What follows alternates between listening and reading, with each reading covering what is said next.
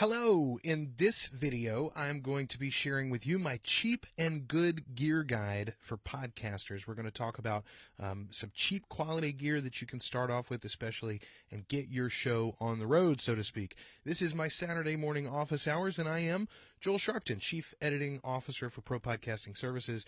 I'm going to start spending a little bit of my Saturday mornings with you talking about what I'm doing and what some of my clients are doing as far as podcasting goes. In particular, a lot of you have seen my presentation that I just made at PodFest in Orlando. It's going to be linked down below eventually for the replays of this. But I spoke on editing, producing, publishing your podcast, recording as well, all from an iPad or iPhone. That's what I spoke on at PodFest. And again, I'll have that link below after this video is posted in the replay. But today, I wanted to talk to you about the gear that I'm using specifically. I had a question about headphones was asked yesterday by Joshua Tuning, one of the PodFest community, but I thought I'd take it a little bit further than that and talk you through the whole process. What you're seeing here is the ATR 2100. It's a USB and XLR microphone. You can see the XLR input here. I'm using the USB jack right now. And a piece of hardware that I'm not going to be able to show you because I'm using it to get into this iPad that I'm recording this video on is the USB 3 to Lightning camera adapter from Apple. Now, this is a powerful piece of equipment. It's only about $40 on Amazon. I think $49 is the retail price if you buy it through apple.com. But that will allow you to hook any USB device, really, that doesn't require advanced drivers. You'll be able to hook it straight into an iPad or an iPhone and capture audio or use an external keyboard or all sorts of things you can do with that Lightning to USB 3 camera adapter. That's what you're going to be looking for there. And then I've got it run directly into my ATR 2100. And then this arm, I'm going to bend this down and show you. This arm includes, I bought this thinking and I'd use it a lot. I almost never use it. It's because it's a poorly placed extra arm, truthfully. But the whole thing cost me, here I'm going to spin it around so you can get a little bit better look.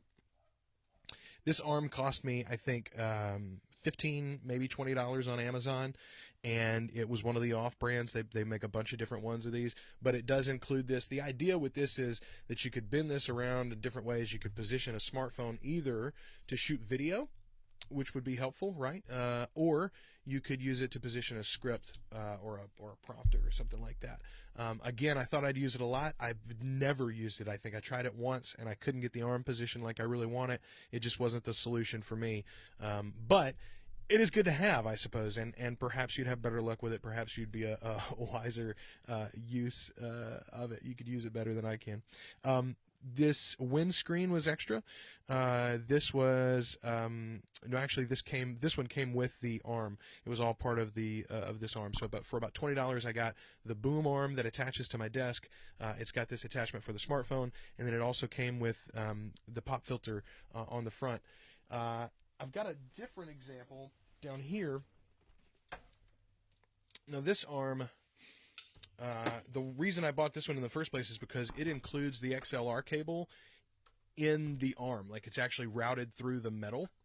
And my thought was that that would just make things cleaner on my desk. But as you see, generally I'm using the USB hookup for this ATR 2100. And so it turns out I didn't need the XLR cable. And so I don't use this arm very much. This is kind of my backup arm. I've got a pop filter that I've added to this one. This one I bought separately. This is a Pyle pop filter. And I bought that to go with the mics that I use. I'm going to show you that mic in just a second.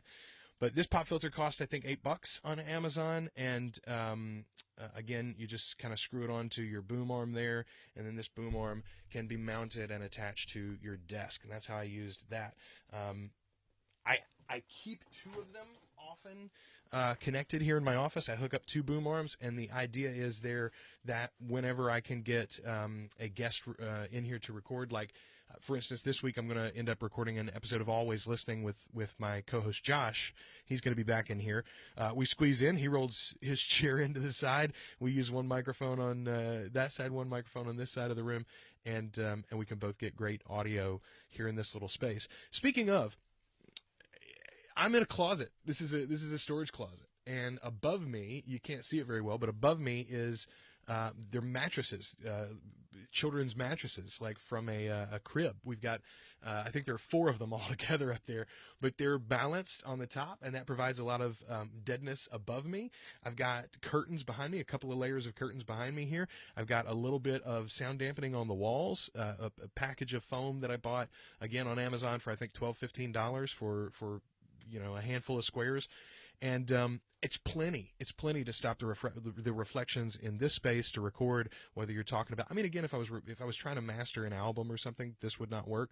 But if you're talking about spoken word, audiobook narration, or podcast recording, this is more than adequate. You can hear the quality sound that I'm getting, and I'm not getting a lot of room tone. I'm not getting even a lot of noise from downstairs. The kids can watch TV, and there's enough insulation between the floors here and the walls that it kind of works just fine. Biggest part of that for average podcasters is the mic, which is why I love the ATR 2100 so much. It is a dynamic cardioid mic, and all of that means that effectively you're going to get the sound that's right in front of it and almost nothing else, which just makes it much more usable for podcasters. So the question that started this whole gear discussion, though, yesterday, that's a little bit about the stuff that I'm recording with. Let me show you real quick before I switch over to that, actually. The Pyle mic. So this is the Pyle PDMIC58. Can you see that? The PDMIC58. I think it's mirrored, obviously, in the video. But these Pyles cost about $16 on Amazon. Sometimes you can buy them for $12, $13 a piece. Regularly, you can buy them in a 3-pack with a carrying case for $45. It's amazing, folks, and the quality on this mic is every bit the sound quality that you get from the ATR 2100. The only difference is that it is XLR only as opposed to the USB. So if I'm by myself, it's just more convenient to jack into the iPad or the iPhone, which is almost exclusively what I record with now, using the ATR 2100 and the Lightning to USB 3 camera adapter that I mentioned. But when we have 2 people recording, USB is not an option for me, so I switch to my audio interface into that USB 3 to Lightning camera adapter, and then we use 2 of these Pyles, the PD Mic 58. This is a knockoff of the Shure 58, the S58, which, if you've ever been around singers or karaoke, they've probably had those Shure 58s. They're great mics. I made a joke during my Podfest presentation. You can use them as a hammer in a pinch and then go right back to recording with them. I mean, they are rock solid. They really are. And from my experience, the Pyle, this Pyle Mic 58 is every bit as rock solid construction-wise as the Shures, except it's literally, it's not half, it's a fraction of the price. The Shures regularly sell for about $100, $99 retail, and again, these go for $16 a piece on Amazon. So buy yourself a box full of Pyles, and when the kids swallow them or run them through the trash compactor or your buddies steal them, you won't care. I love the Pyles. I love the Pyles. Cannot talk about those enough. All right. Let's show you the audio interface real quick here.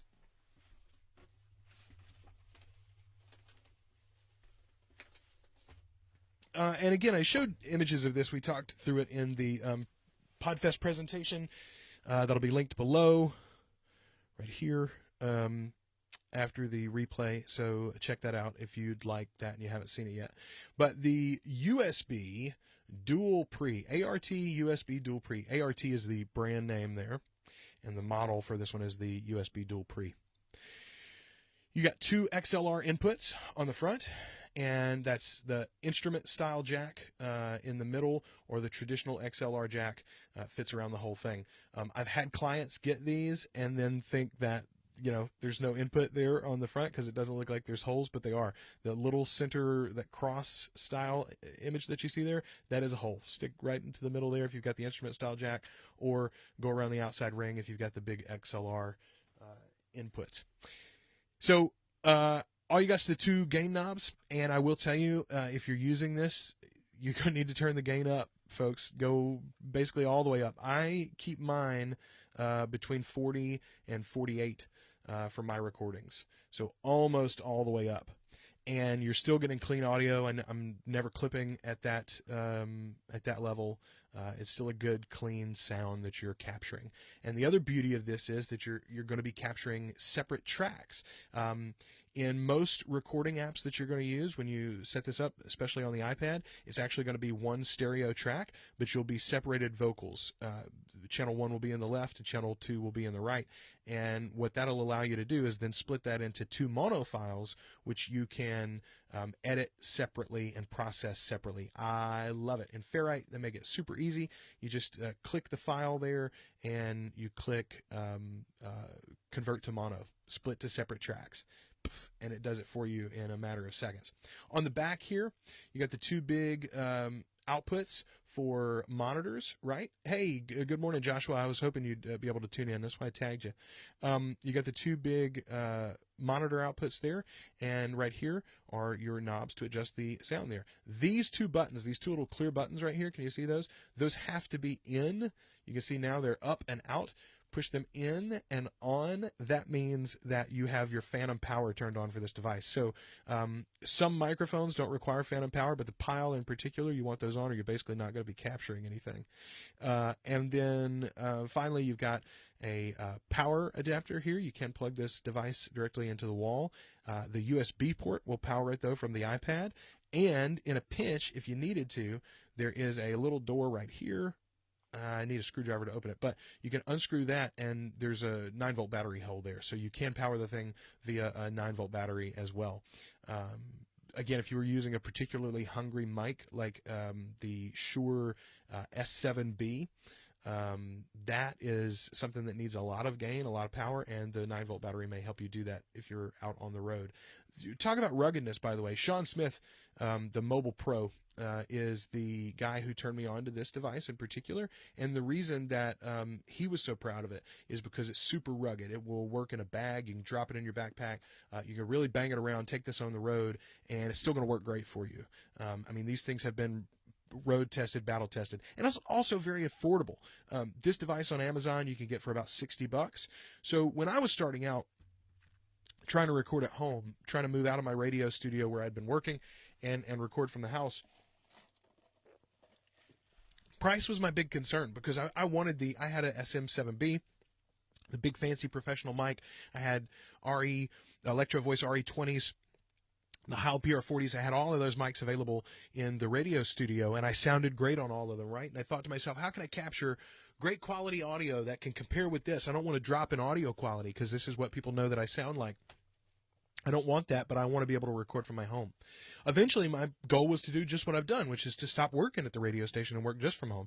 So how do you do that? Well, I found this device through Sean Smith, and I found those Pile mics through Marco Arment.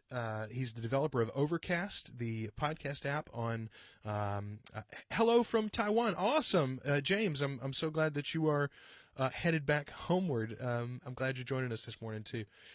So I grabbed that Pile mic, so cheap. Marco Arment did a mic shootout for podcasters, and he talked about how wonderful this Pile was as far as frequency response, and yet the super value, too. It's so cheap.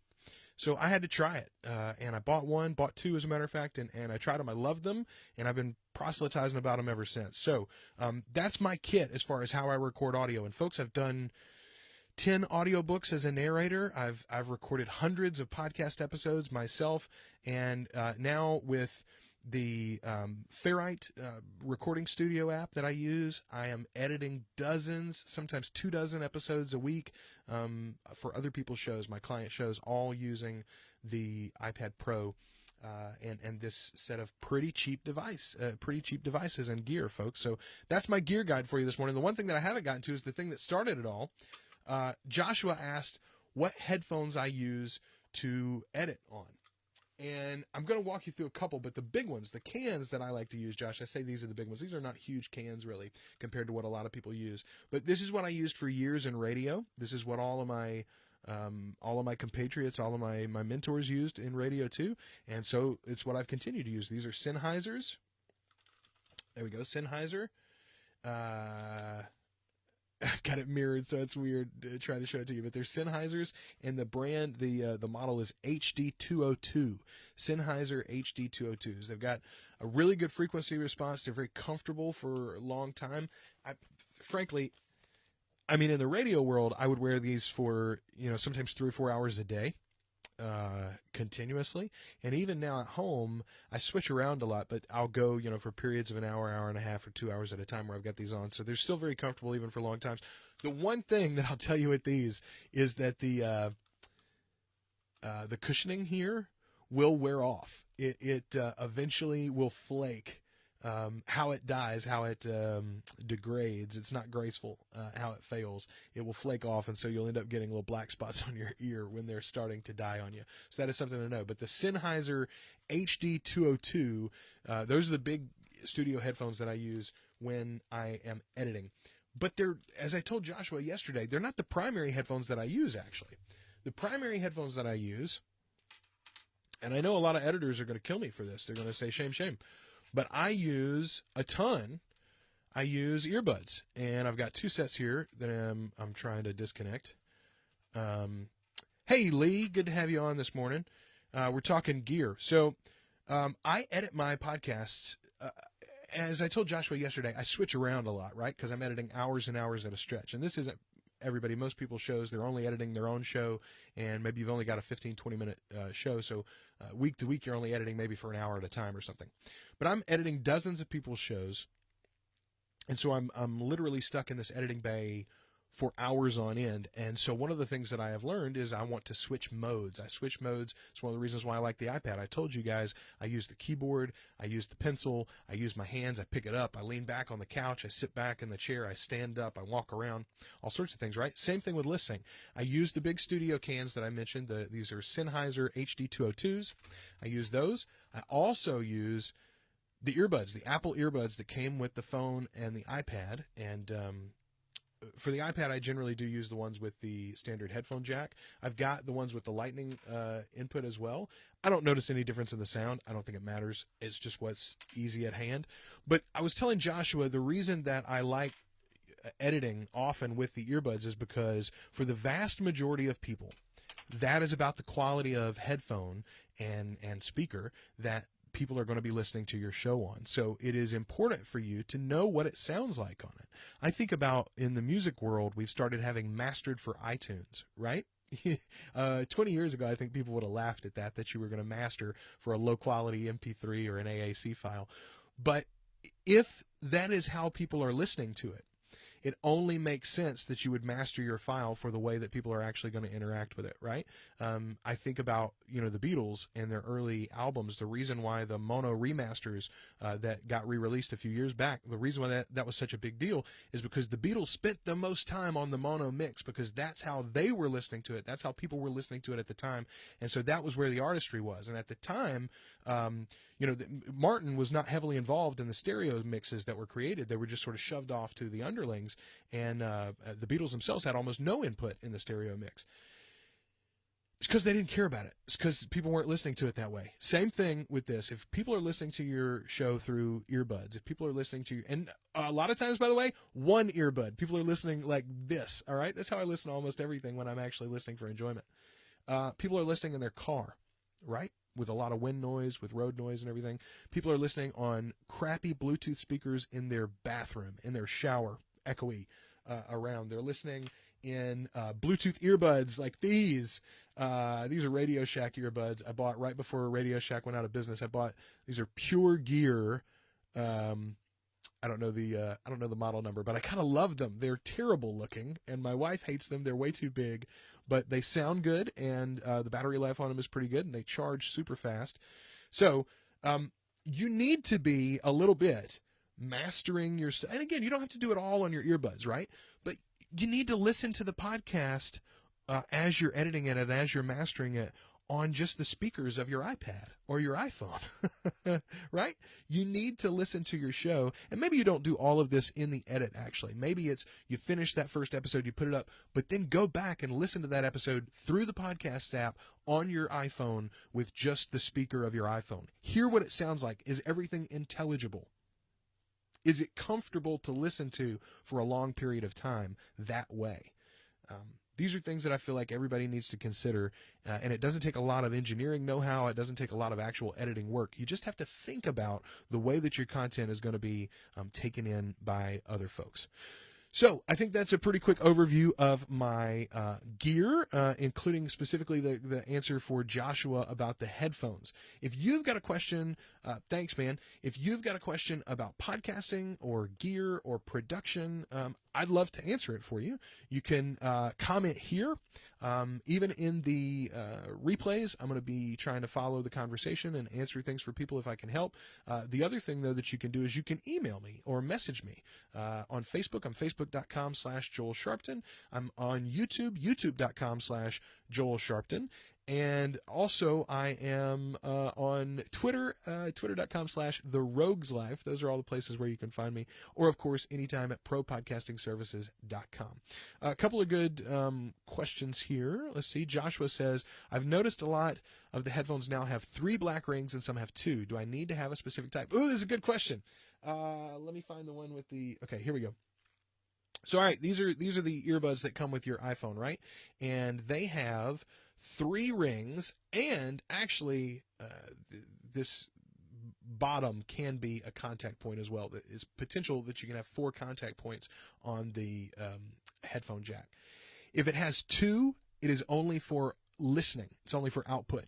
If it has 3, that includes a microphone. That's the only difference, Joshua. So if you're only using it for mastering, if you're only using it for editing, then the 2 rings will work fine. If you ever need to try to use a set of earbuds as I didn't mention these as a recording tool. I was just talking about the editing, but exactly, TRRS headphones. Yes, quite right, James. If you need, in a pinch, to use a set of earbuds as a microphone, you've got to make sure that they do have the 3 rings. They have to be, as James said, TRRS headphones. For whatever reason, I can't talk this morning. But you need those. And look, in a pinch, these work great, by the way. I've done Skype calls this way. I've done Google Hangouts. I've done lots of interviews this way. It's not, if you're a professional podcaster, you should have a mic like the ATR 2100. It's just too easy. But in a pinch, for your guests especially, make sure that they have the headphones with 3 rings, or the Lightning port, by the way. The Lightning port obviously will work the same way if you've got the Lightning port headphone jack. All right, that's it, folks. I'm going to be back next Saturday morning. I'm going to do another one of these. Sometime this week, I believe it's probably going to end up being Tuesday morning. Hey, Danny, good to see you too. Sometime on Tuesday morning, I'm going to record my first Facebook Live episode of Always Listening. I've got 2 reviews for Always Listening coming up. Josh is going to be in the studio soon, and we're going to be talking about the Gamertag radio documentary from Danny Pena and Paris and Pete, the awesome podcast Gamertag Radio. They've been around for years and years and years. They got a movie now, folks. It's going to be live on Twitch at the end of this month. I think it premieres on the 25th. And we're going to be talking about that this week.